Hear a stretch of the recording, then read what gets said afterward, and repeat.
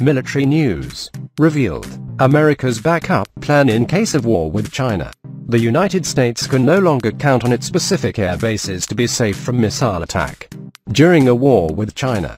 On the contrary, a 2015 paper from the influential RAND Corporation noted that in the worst-case scenario, larger and accurate attacks sustained over time against a less hardened posture could be devastating, causing large losses of aircraft and prolonged airfield closures. Kadena Air Base in Okinawa, due to its relative proximity, would be hardest hit. To up the stakes, China in September 2015 publicly revealed its DF-26 ballistic missile, which can strike Andersen Air Force Base in Guam, nearly 3,000 miles away from the Chinese mainland.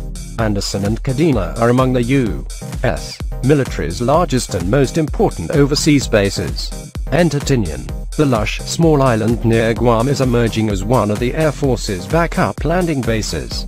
On February 10th, the Flying Branch announced that it selected Tinian as a divert airfield in the event access to Andersen Air Force Base, Guam, or other Western Pacific locations is limited or denied. Quote, in the Pentagon's 2017 budget request, it asked for $9 million to buy 17.5 acres of land in support of divert activities and exercise initiatives. The Saipan Tribune reported, in peacetime, the expanded Tinian airfield will host up to 12 tanker aircraft and associated support personnel for divert operations, according to the Air Force. Tinian is now a sleepy place. During World War II, the 4th and 2nd Marine Divisions captured the island, which later based the B-29 super fortresses Enola Gay and Bokar, which took off from Tinian's North Field and dropped the atomic bombs on Hiroshima and Nagasaki, an arsenal during the war. Most of its airstrips are now abandoned and unused. The island's other former airbase, Westfield, is a small, neglected international airport. The Air Force first wanted Saipan for its airfield. Very close to Tinian, Saipan has 15 times the population, a larger airport and a harbor. But this proposal met opposition from local activists due to the effect on coral, potable water, local transportation and socio-economic factors on surrounding communities.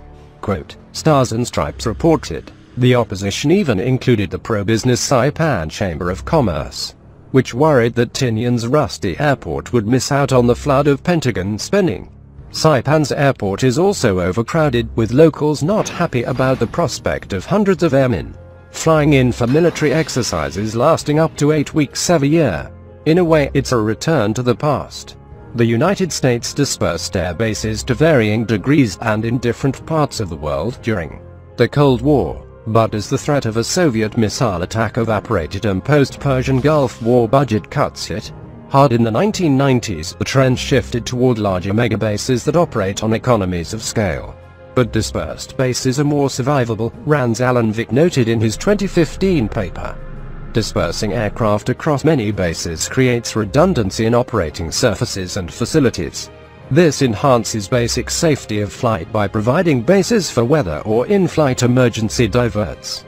It also increases the number of airfields that adversary forces must monitor and can greatly complicate the targeting problem, in part by raising the prospect that friendly forces might move among several bases, at the least. Dispersal, because it increases the ratio of runways to aircraft, forces an attacker to devote considerably more resources to runway attacks than would be the case for a concentrated force. It also greatly increases construction and operating costs to spread aircraft across many major bases. To mitigate these costs, dispersal bases tend to have more modest facilities and, at times, might be nothing more than airstrips. Robert Beckhusen is the managing editor of War is Boring.